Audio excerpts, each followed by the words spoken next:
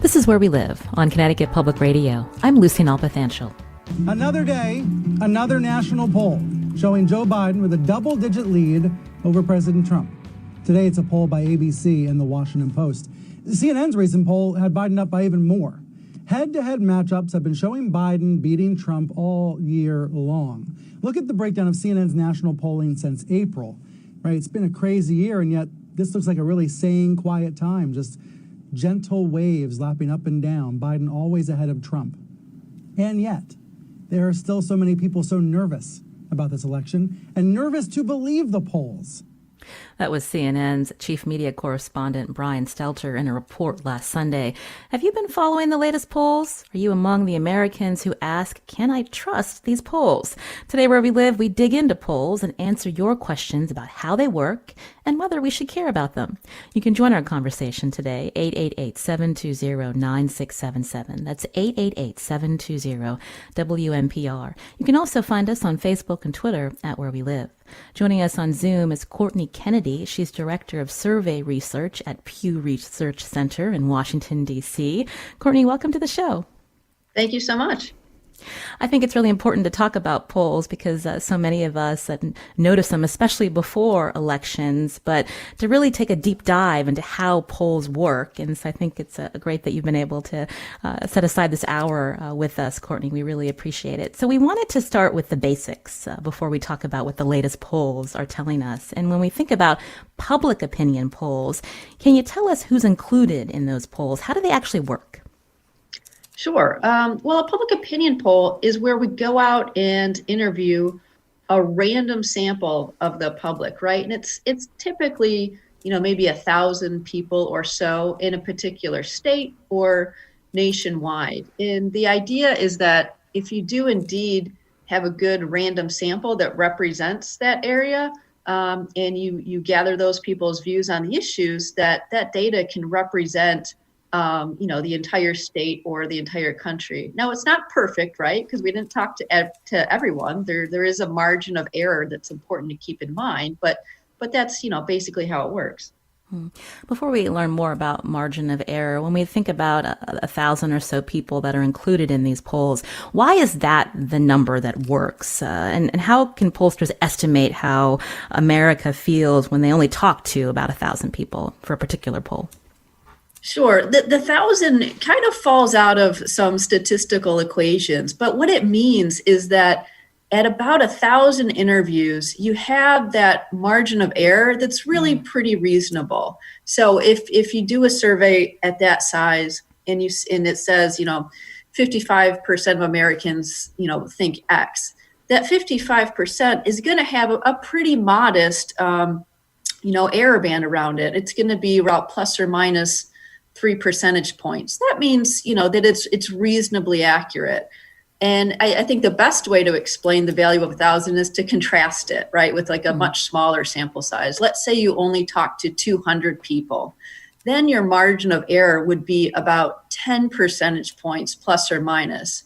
So that 55%, that's what you got, but the real answer could be as high as 65% or as low as 45%. And at the end of the day, you really don't know. It's just not precise enough to bother, talking about or sharing with the public. So, once we get to that threshold of about 1,000 or so, then those error, that margin of error shrinks a lot to the point where we have reasonable confidence that, the data we gathered, really do have meaning and represent broadly how people are feeling. Connecticut residents know that we actually have a public opinion polling center in our state at Quinnipiac University. We did invite them onto today's show, but they declined. I know they're busy leading up to Election Day, Courtney, as well as the Pew Research Center. But I wanted to talk more about margin of error. So I remember when I started out as a reporter, and I was in another state, and we were reading the latest Quinnipiac University poll results. Maybe it had to do with the presidential election. It was always important to talk about margin of error. And so explain that a little bit more. When someone's looking at a poll, why they should look at the margin of error for that particular poll. Yeah, no, that's right. That's really important. The reason is because poll estimates are not perfect. Again, we didn't talk to everybody. If you do interview every single person in say the state of Connecticut, there is no margin of error. But when you draw a sample and do it as a poll, there certainly is. And it just reflects the fact that you talk to some people and not everybody. And so there is some what we call sampling error associated with that. So that's really important to keep in mind. And the other thing that most people don't realize is that there are broadly 4 ways that error can make its way into polling data. And the margin of error actually only speaks to one of those 4, which is sampling error. But the reality is we also have error that comes from low response rates, that comes from sometimes polls don't give everybody in the state a chance of being selected. And error can also come from people not answering the questions correctly. Either maybe it was a bad question or maybe somebody didn't tell us exactly how they feel. So the bottom line there is, yep, there's the margin of error. You got to keep that in mind. But in the back of your mind, if you're reading a poll, you should actually know that there's probably some other error in there as well. Not huge, but a bit more error that's actually not reflected in the margin of error.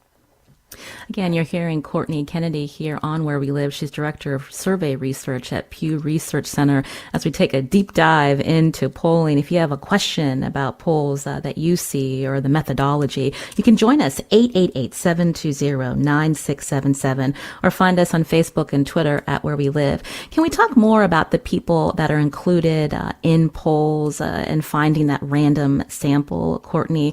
How is it done? I realize there's an ideal way, but there's also reality.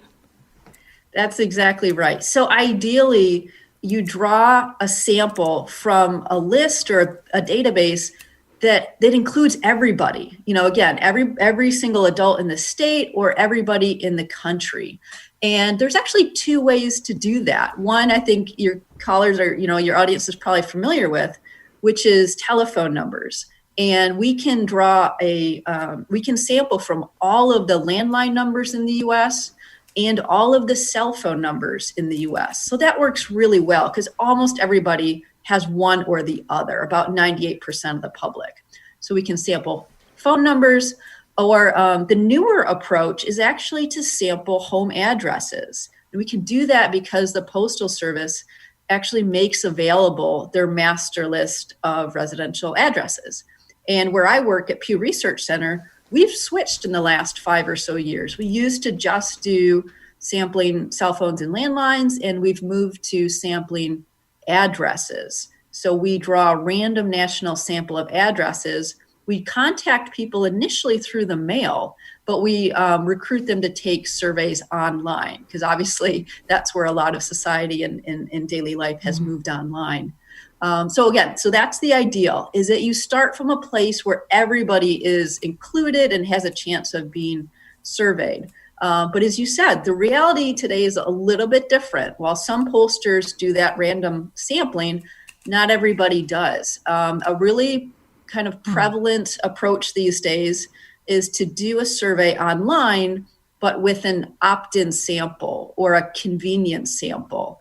And what I mean by that is it's, a group of, again, maybe 1,000 people using the internet, but they were not sampled from a source where everybody was represented. Instead, they were gathered, really, it tends to be a haphazard sort of ways, whether, you might have seen an ad to take a survey in your social media feed or on a search engine page or something like that. Or you might have got an email from a company wanting you to take a survey. So these other surveys that are done online, they're pretty popular. They're certainly faster and cheaper, but they don't start with a random sample. It sounds like you're describing garbage polls, so to speak. Well, I wouldn't quite go that far. I mean, there's it is consumer beware, right? At Pew Research Center and other places like the Associated Press, we don't poll that way for a reason, because we think it's fundamentally important to start with that random sample. So to some degree, yes, but it is the case that if you take those online convenience sample polls, if they are statistically adjusted very carefully by like a very trained statistician, they can, in some cases, give you useful data, especially if you're just trying to get some top line data, about maybe everybody in the country. It tends to not work very well if you're trying to get, deep cuts about how are women feeling or seniors or young people. Then sort of the seams and the flaws in that process can be more pronounced. I wanted to find out more. You mentioned that Pew a few years ago made that switch to looking at this master list of home addresses provided by the U.S. Postal Service. Can you talk about the reasons behind that? I saw a statistic, I think from 538, that response rates today are 6%. And when we think about how technology has evolved, many of us with cell phones, when I get a number I don't recognize, I just don't even answer, or I block it if it's a recurring number. And so how is that problematic, and is that part of why you've made the switch to the master list? It absolutely is. Yeah. I mean, we've just seen for years and years that response rates to telephone polls, but surveys more broadly, they have been declining. And as you said, it's to the point where, about 95% of the people sampled don't pick up the phone or don't, pick up, but hang up. And, that is pretty alarming. So certainly the fact that most Americans are not willing to take surveys by the phone anymore is a big challenge, and is a big reason why we have been getting off the phones. And the other related issue is the harder it is to complete one interview on the phone, the more expensive it is, because you've got professional interviewers having to dial more and more numbers to complete one single interview. So between the declining response rates and the increasing cost, and frankly, some of the advantages of going online, we did make the switch. And the advantages are important to mention too. Now that we're online, there's no interviewer, right? So we don't have to worry so much that people are maybe not being honest with us because they're talking to a stranger. Now there is no stranger, that, it's just people giving their answers on their cell phone or on their home computer. And so that does have some benefits as well. When I was preparing for this show, Courtney, I saw differences in opinion of whether people believe that the live caller polls are much more accurate than these online polls. And what have you found?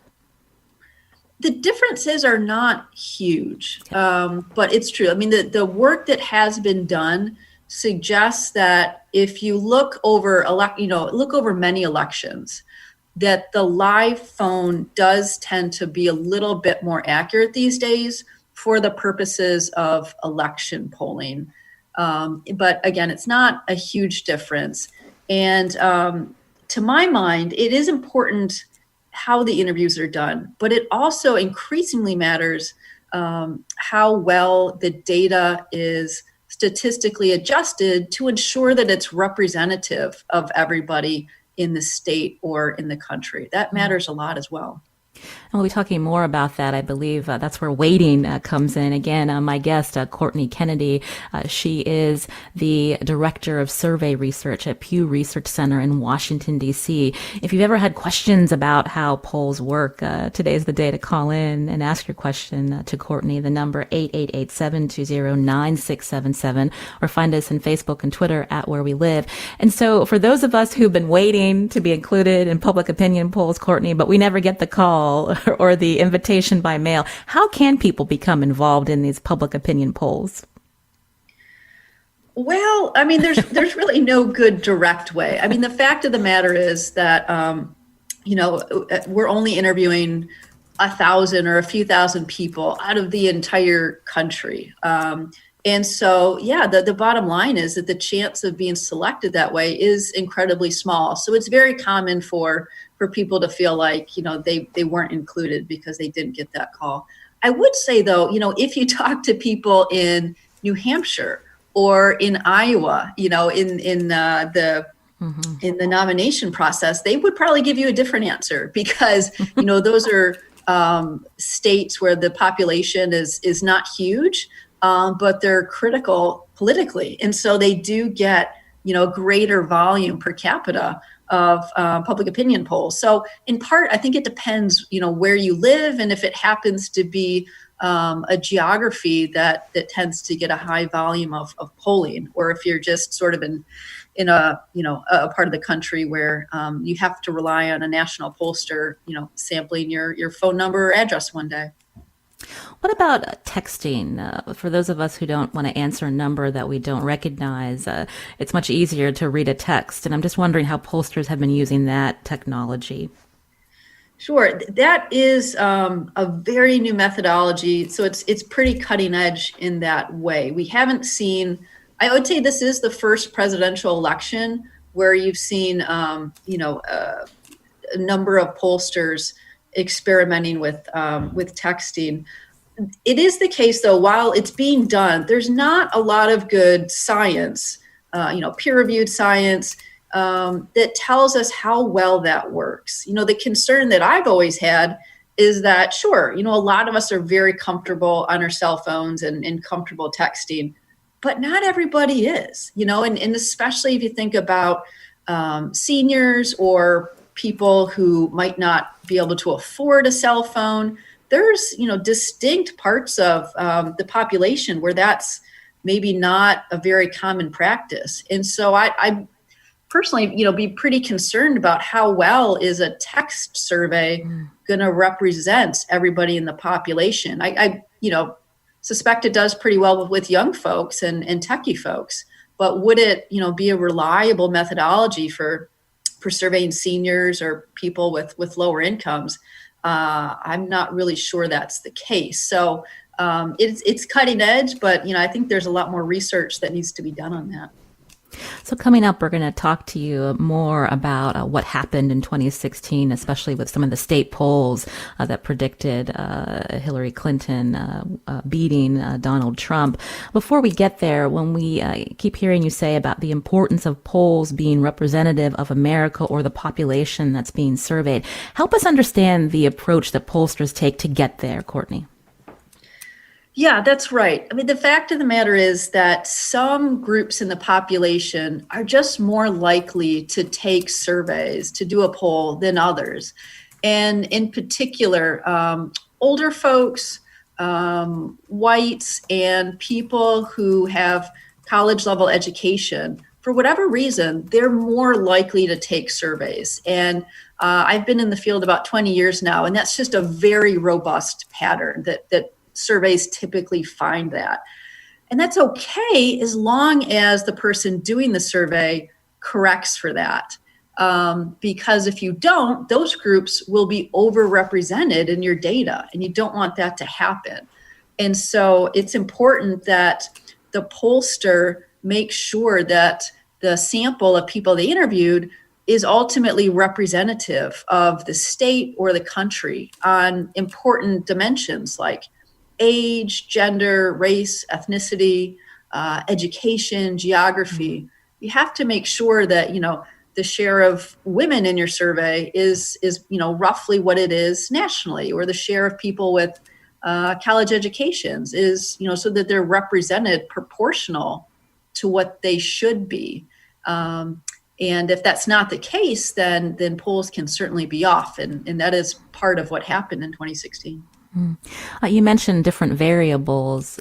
So when we think about age, gender, and race, but when we think about how Pew has even changed their methodology over the years, what are some of the different variables that you are now weighing? I think there are up to 12 now? Yeah, that's right. So, years ago, it would have been something more simple, like adjusting on geography, age, gender, and race. But, probably in the 90s, we realized, it's important to make sure that the level of Latinos is proportional to what they are in the population. And then increasingly, pollsters have realized that sometimes you have to get what we call the intersection or the crosses right. So it's one thing to get the right share of, racial groups, but you actually even want to get the right share of education or gender levels within those groups in order to have the poll be as accurate as possible. And at Pew, that's right. We've gotten to the point where we're adjusting on about 12 variables, and that's because part of the focus of my colleagues and I is not just putting out data for all Americans, but for subgroups that maybe haven't gotten as much attention as they used to. So Asian Americans, again, Hispanic Americans, Black Americans, and white Americans as well. Making sure that those subgroup estimates are as representative of those groups as possible. That does require some extra weighting to get that representative. So when we think about the population in our country, women to men, if you were to interview 1,000 people and 700 of those respondents were women, how would you then adjust that data? Sure. Fortunately, there's a straightforward way mathematically to do that, and that is called weighting. So in this case, if 70%, 700 out of 1,000 people you interviewed are women, in the population, right, that rate's going to be more like 50% or 52%. And so we can apply weighting, so to weight down the 70% down to the level of 50 or 52% in our weighted data set that we use to compute the estimates. And we can repeat that for other dimensions like age and race and education. So basically, you just make sure that those groups are proportional to what they should be. And for that, we rely on the Census Bureau. We're lucky to be in a country where we have a really strong Census Bureau that has very accurate profiles and portraits of what the public looks like on all of these dimensions that I've been talking about. And so the polling community really lies on the Census Bureau to true up our samples and get them as representative as possible. I have to ask, Courtney, with all of the attention on the 2020 census and whether enough resources were put in place to get as good an account as possible, as someone that works at Pew Research Center, are you worried about this data coming out of the 2020 census that could impact the work that you're doing? It is a concern. For exactly the reason that I just mentioned. We rely on those data to be accurate. And frankly, as someone who's not on the inside of the Census Bureau, it's very hard to gauge what the implications might be of suspending the field work earlier than maybe normal. It's very hard to tell. To be honest, I know people that work at the Census Bureau. They're consummate professionals. Even with everything that's happened this year, I personally still have high confidence in the quality of the data that they're going to produce. I think that if there are some issues that arise from what's happened, it's probably going to be more in things like the population counts in particular metropolitan areas, or census counts for for small geographies like counties and in small areas. I think that the national portrait that the Bureau is going to be able to give us based on the decennial is still going to be incredibly accurate. And if there's issues, they probably show up more in some of the local data. Would be my read on that. You're hearing Courtney Kennedy here on Where We Live. She's Director of Survey Research at Pew Research Center, as we take the hour to do a deep dive on polling, especially as we are getting closer to Election Day. Are you paying attention to election polls? We want to hear from you, especially if you have a question. 888-720-9677. That's 888-720-WNPR. Coming up after the break, we're going to talk about 2016 and polls, and we'll take your calls too.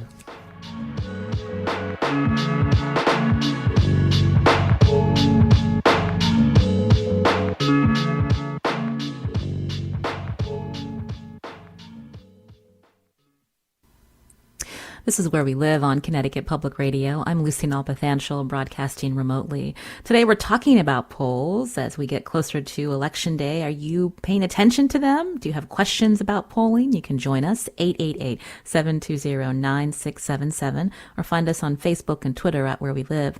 My guest for the hour on Zoom, Courtney Kennedy, Director of Survey Research at Pew Research Center in Washington, D.C. So, Courtney, when we think about polls today, everyone often points to 2016 and what happened there. So can you describe the discrepancies and how that narrative formed that a lot of Americans don't have a lot of faith in polling today? Yeah, absolutely. So, to understand 2016, there's really two things that happened.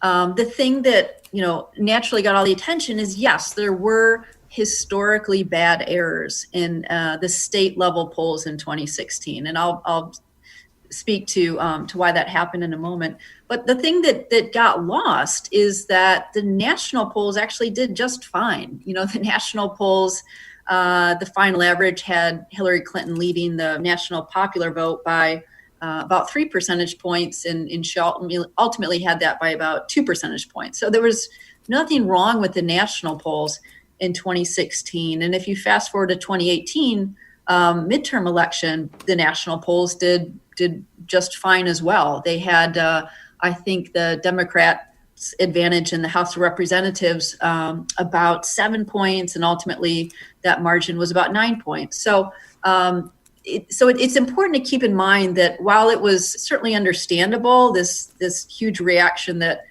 polling is broken or it doesn't work anymore, that's actually too broad a conclusion to draw from 2016. Yes, there were major problems, but it was not actually industry-wide. And if you look at pollsters, in particular national ones that do a good job with their weighting and they use rigorous methods with random samples, those are still working, quite well. Okay, but what did go wrong? Because certainly something did. And it really was in 2016 with the state level polls, especially battleground states, especially in the upper Midwest states that were maybe a bit of a surprise in that, that they flipped from being traditionally blue states to red in 2016. And I chaired a committee that spent months looking into what went wrong there.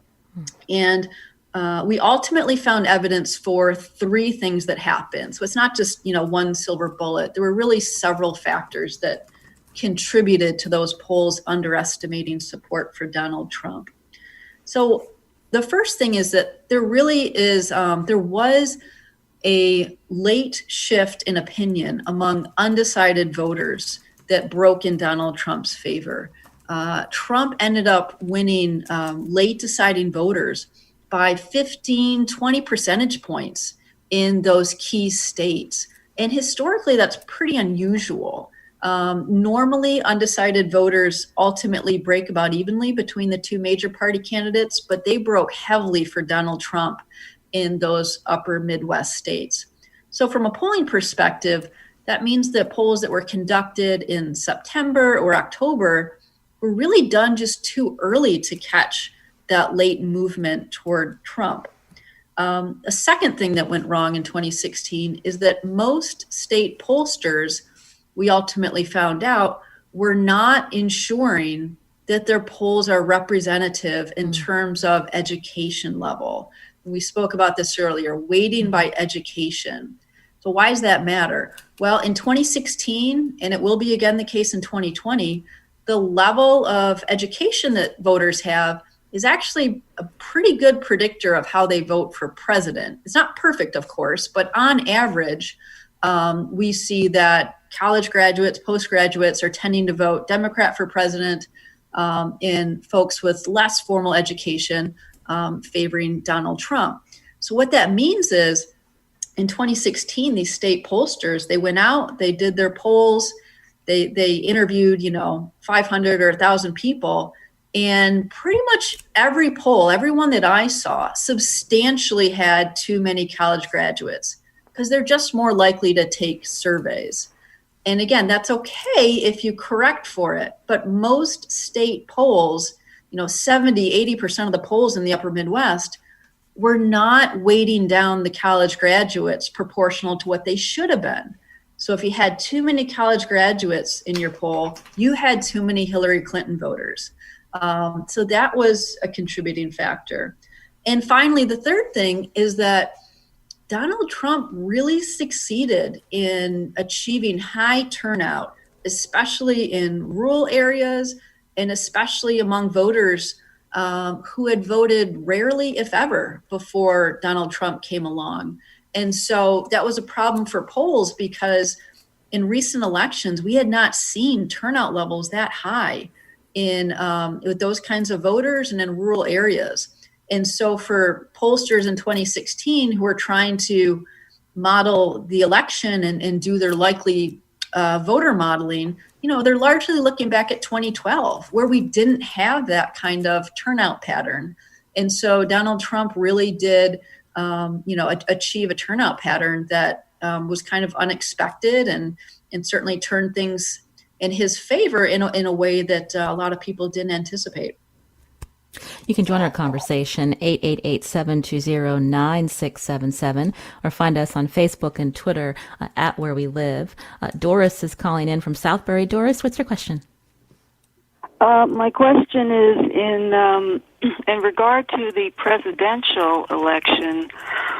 What good are the polls when the election is actually decided by the Electoral College and not the popular vote? Good question, Doris. Courtney? Sure. Thank you for that question, Doris. I totally agree. Right. If all you care about is, understanding who might win the presidential election, you're exactly right, Doris. It's a state by state contest. It's not a national popular vote. So that's why, people who their focus is, the presidential race outcome, they are looking, I think, at the state level polls and trying to game out the Electoral College math. And so some people hear that and they think, well, why does anybody do national polls? And like we do at Pew Research Center. And the answer to that question is, yes, we do elect the president with the Electoral College, but we believe it's still fundamentally important to know how the country is doing as a whole. We don't think that people in Florida or Michigan are somehow more important than people in Connecticut, Rhode Island, or Idaho, just because people in some states, live in battlegrounds and others don't. We think it's important to get a read about, how is the entire country reacting to the pandemic or reacting to the economy or reacting to these candidates. So, ultimately, I think it's important for us to have both national polls to let us know how, all of our fellow, countrymen and women are doing. And also, the state level polls for people who are really drilling down on the Electoral College. Again, you can join our conversation, 888-720-9677, as we talk to Courtney Kennedy, Director of Survey Research at Pew Research Center in Washington, D.C. Peter's calling in from Glastonbury. Peter, go ahead. Hi. I had a question about who starts the surveys, because I know Pew does all kinds of different surveys, during election year and not during election year, and, state level and full national level. But is it something that, does Pew have government funding and they just go out and ask a bunch of questions that Pew just makes up? Or are these standard questions that the government has, or do government and private organizations reach out to Pew for some type of fee to, ask questions on their behalf? I guess where do these actually all start from? That's a great question. So if you're looking at public polls now, or even not in an election year, 0% of dollars come from the government. In the case of Pew Research Center, they come from a nonprofit. The Pew Charitable Trust is our parent organization. We're a subsidiary. And the mission of that nonprofit is really to enrich the national dialogue, to provide rigorous, nonpartisan data. That's our reason for being, is just to do really objective, high quality polling, so that that people have good data about what's going on with the public. But more broadly, where does the money come from? Most well, I'd say a lot of polls, maybe most, are funded with dollars from news organizations. So if you think about, national outlets like Fox News, CNN, they both do high quality polling that they pay for out of their own, business accounts. And same with a lot of state and local polls. It could be your local TV station or your local newspaper. They pay for polling as well, and it comes out of their own money. And then finally, the other big group of note is the college and university pollsters, like Quinnipiac and Marist and Monmouth. And again, as far as I know, they're in many cases, the colleges can do a lot of the work themselves. If they have paid student interviewers or other paid professional staff on campus to do the interviewing, they can get them done that way. But, in general, the answer is that they're funding that with their own money. So, the government is really not involved in the public opinion polling industry. Suzanne's calling in from Simsbury. Suzanne, what's your question? Hi, I was just wondering why internal polling results are different than the external public polling results that we hear. Sure. Well, I do not have access to internal polling, so I can't speak to when or when it's different necessarily. And I think it varies from election to election. I think some elections, frankly, they're pretty well aligned, the public in the internal polling. And in other elections, you hear that they might be different. But as to why they might be different, one thing is that I think the campaigns might be more aggressive with their likely voter modeling, trying to predict who's going to turn out at what levels. And, it might be the case that someone polling for a Democratic campaign might have a model that's pretty optimistic in terms of the turnout they're going to get from their core constituencies. Whereas on the other side, a Republican campaign pollster might have their model be more optimistic in terms of rural turnout or senior turnout and things like that. So those types of modeling decisions can sometimes explain such differences.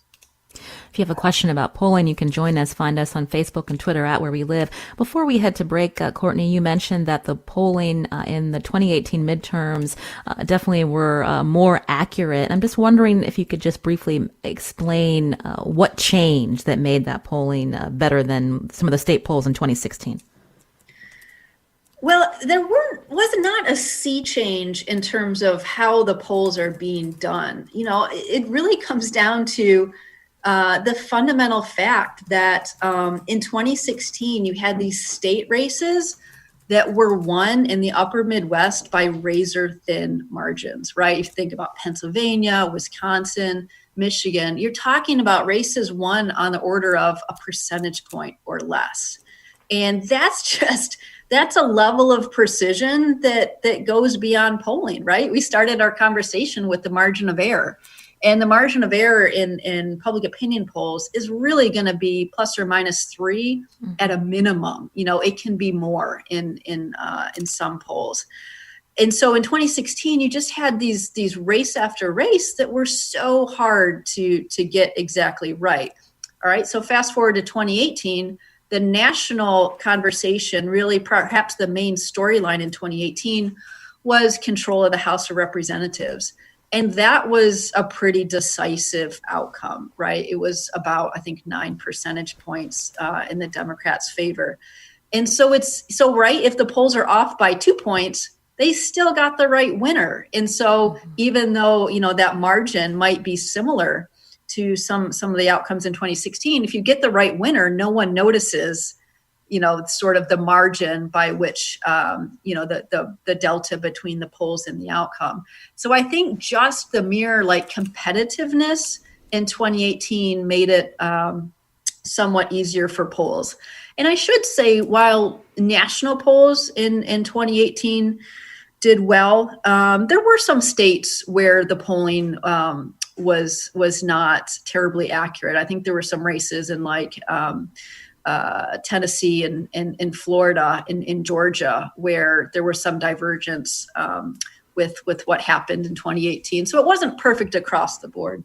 I just wanted to ask you briefly, Courtney, when we think about lessons learned as well, one of the publications that Pew Research Center put out said a June poll appeared to show Biden with a massive 18 percentage point lead in Michigan. But when you looked at the sample, again, more than 2/3 of those interviewed were college graduates. And when we talk about the importance of waiting, Pew went on to say a high profile polling aggregator still fed this poll into its average for the state. Does that worry you about, as we hear about some of these polls coming out before Election Day this year? Absolutely. So there's good news and bad news. The good news is that a number of pollsters, are aware of the weighting problem in 2016 and have improved their process to fix that, to address that. The bad news is not everybody has. There's still a group of state pollsters who just refuse to do a weight by education. And there's also a group of state pollsters who just refuse to say how they do their polls. If you look at their press release or you look at their website, you cannot find any details about how people were interviewed and whether there was any weighting done to make the sample representative. And it's frustrating because you see those polls still posted and published on, these aggregator and forecasting websites. And, I just worry about the quality. At some level, it's garbage in, garbage out here. If the polls you're using to forecast stuff are not high quality, then I don't care how good your model is. It's just not going to be terribly accurate. I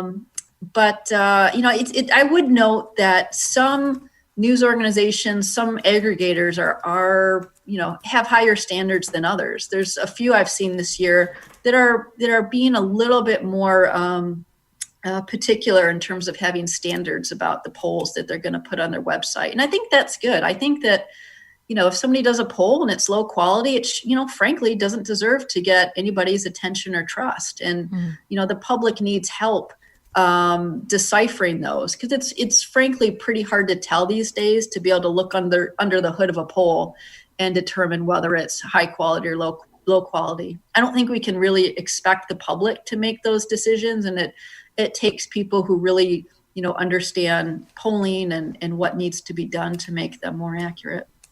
Courtney Kennedy is Director of Survey Research at Pew Research Center. I'm Lucy Nalpathanchel. This is Where We Live. We'll be back after a short break.